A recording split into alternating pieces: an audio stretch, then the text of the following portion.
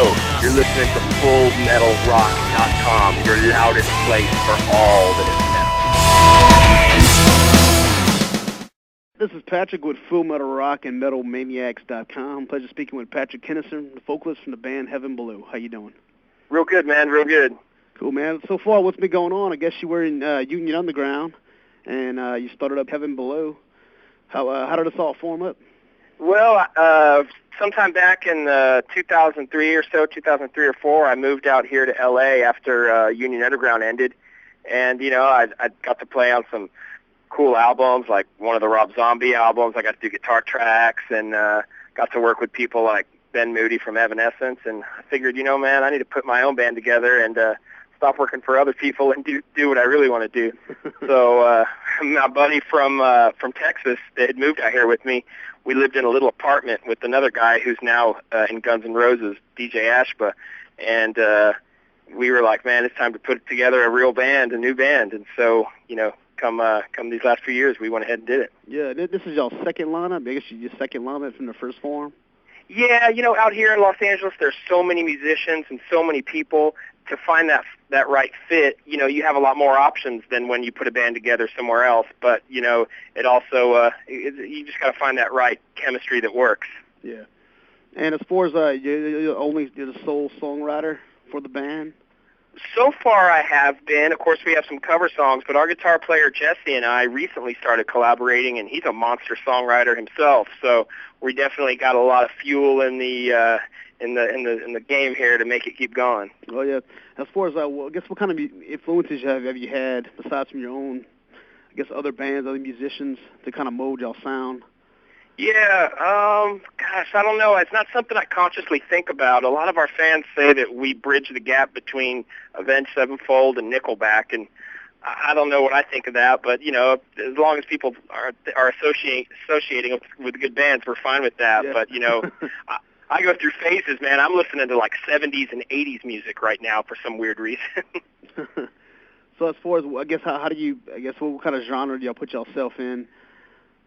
I would say we're hard rock, you know, and but we're not scared to go outside of that. You know, somebody said, "Oh man, you got a ballad that sounds kind of like a pop song gone evil." Somebody said. And I said, that's fine, too, you know. We don't consciously think about it when we're writing or playing. Yeah, as long as it's your own sound, so Hell you yeah. don't want it to be in somebody else. What gives you this drive to making the music? I mean, the way the industry is and the way, you know, as hard as it is, I guess, for labels to sign bands or to get anywhere, I guess what keeps you motivated to keep on going? Yeah, man, it is so much harder. You know, I got Union Underground signed in 2000 out of San Antonio, Texas, and it's a different world. It's a different universe now. And it's funny, on one hand, it's a lot harder, but on the other hand, a lot of new bands are able to get attention without necessarily signing with a big record company. So I think the playing field is level, but what keeps us going is just that fight and challenge to do what we want to do and make new fans. It's definitely not easy, man. I'll tell you, just to get where we're at right now, there's a lot of competition out here, especially where we live in Los Angeles. Yeah. But we wouldn't have it any other way. We don't want to do it because it's easy. Yeah, as far as, I guess, what makes y'all stand out? I mean, why do you think you have what it takes to be the next band? Well, we put a strong emphasis, of course, on our songwriting, just like all bands do, but I think we go the extra mile to make new fans. And, you know, Jägermeister recently just started endorsing and sponsoring us, and, man, we do shots with the fans if they're of age, you know, 21 and up, and if, you know, they're underage, we let them hang out with us and give them free swag and stuff. So we go the extra mile. I think that's what makes us different from most new bands. Yeah, a lot of connections out there. A lot of touring bands I see that come through. A lot of them are real standoffish, kind of get off the bus, do what they have to do, and go back on the bus. They don't kind of hang around. And to me, that kind of kills the whole music thing, because it's all about stage show and it's all about after the show. Exactly. I told somebody the other day in an interview, I said, man, the mystique of the rock star that wears his sunglasses in the club is long gone. That's a parody. That's a parody on Saturday Night Live, you know. Yeah. It's really about connecting with your fans, you know, all of them. Yeah, that's the biggest thing. I've seen, I guess, from your websites, you have a huge fan base as far as followers, you know. people hitting y'all up, so that's a good thing to see that. Yeah, people know that it's us finally. You know, for a while people would say, "Oh, is that you that I'm talking to on the MySpace or on your website?" You know, they think that we hire some fancy team, and you know, it might take us a while to get to people, but it's really us, and we're all about it, man. We want people to walk away and know that we're a genuine band that loves to play. Yeah, that's the way to do it. When Daylight Dies, that new single that's been hit on the radio, and it's been getting some good comments and stuff online. You got any kind of feedback from that? Yeah, that song was produced by our buddy Ben Moody. You know, like I said, out here in Los Angeles, you become friends with a lot of big people, and he did a great job with Evanescence and now with We Are the Fallen, and he actually produced that song for us. And man, he just brought my demo to life. I brought him the demo, and then he said, "Oh, I want to put an orchestra on it." I thought he was kidding around. The guy really did hire an orchestra, put an orchestra on the fucker. So that was crazy to us. And people seem to be getting into it.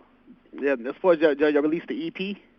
Yeah, we just did an EP, but we kind of fooled everybody because when you buy the actual CD, you get 4 bonus tracks. So, you know, you get 10 songs for like $3 before it's all said and done.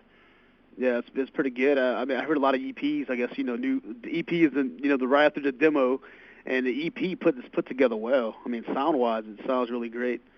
Oh, thanks, man. Yeah, we're in a lot of competition out here. All our buddies are either in other big bands or bands that are coming up on the rise. So when you go out here to the Sunset Strip, I mean, you feel the pressure. You got to be good out here. Oh yeah, and y'all have a tour y'all about to embark on? Yeah, we're getting ready to leave here in less than 2 weeks, and we're going to be hitting all parts of the southern United States. I know we go up the East Coast and hit New York and some Canadian dates, and I know we got a lot more coming. Oh, yeah. Any new things on, I guess, outlook as far as labels? You have been in talks with any kind of labels, or? Yeah, absolutely. We now a lot of people do what's called a distribution deal now, is where they distribute your album, but it's not the same as being signed to a record label. Yeah. We've had offers of that. But with our momentum we're getting at radio, we might actually do a full-fledged label deal. So whatever we can do to get it out there to people. And what is that Broken Halo? Is that your own label? Or? That was what we used when we started the band, just to let people know it's independent and it's our money behind it. Oh, okay. Yeah. Yes. And as far as, I guess, after this next tour, y'all plan on having hopefully like a fall winter tour in 2011? Absolutely. We hope to get on the road and be out there opening up for some of our heroes and legends and the bands we all love and listen to. And, you know, we're going to take this out there to people, whether they're CDs in Best Buy or Target, who cares? You know, it's about getting in front of the fans and playing music. Oh, yeah. And y'all artwork for the cover of the CD. It's I guess it's really, according to the music and to what the cover is, it kind of gave me, I thought it would be a lot more heavier from the cover. Kind of a lot of people think that. Yeah, we came across that artist on the internet, and it's a girl that takes pictures of her daughter, and really cool-looking, artsy kind of shots. And when I saw the picture, I said, "Man, that looks like Heaven Below." It's a little girl pointing down. Yeah. And we had to use it, you know. Yeah, it's a sick picture, man. It's cool. Thanks, man. And I don't need more cover songs. I do the Pat Benatar's Heartbreaker. Yeah. Y'all plan on doing any more, or? Yeah, when we play in concert, sometimes we'll bust out Ace of Spades from Motorhead. Sometimes we bust out something off Master of Puppets, you know, and even Kill 'Em All. Sometimes we break out some of the tried and true legend songs, and this tour will be no different. We're going to have a few surprises, maybe some Sabbath in there. Oh, hell yeah, that's the way to do it. Yeah, we grew up on all that good stuff, you know, and I was 7 years old. I remember my brother listening to Priest and, you know, all the good bands like that. Oh, hell right. And as far as any new fans maybe listening, where can they find you at online? You can always find us at heavenbelow.com. And, of course, we're on the MySpace and the Facebook and all those other social networks. But we keep heavenbelow.com connected to all those, so it's easy to remember and find.